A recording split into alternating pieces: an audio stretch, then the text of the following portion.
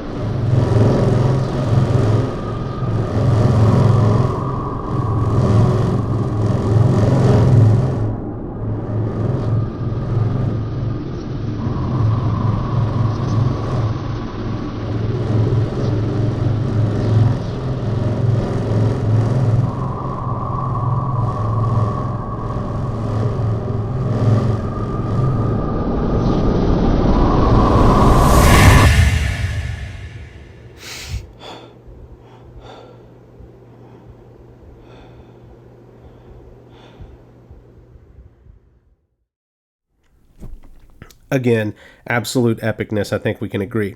But if you want epic epicness, you're going to want to check out that long video when I dive into all the details, not only about these experiences, but also about astral projection in general. And we dive deep into the philosophy and also some of the science, even though it might get a little pseudoscience-y. There's not a lot of science about astral projection, but I think I have a unique take on it and some pretty cool tips and tricks so you can actually try astral projection yourself, or maybe hone your skills that if you already are doing astral projection, or learn a new technique or whatever. Whatever your case may be, check out that long video. It's going to be up soon if it's not up already. And when it is up, you're going to see a link somewhere here. And so if it's there, click on it. You're going to want to check it out. I love you all. See you all later.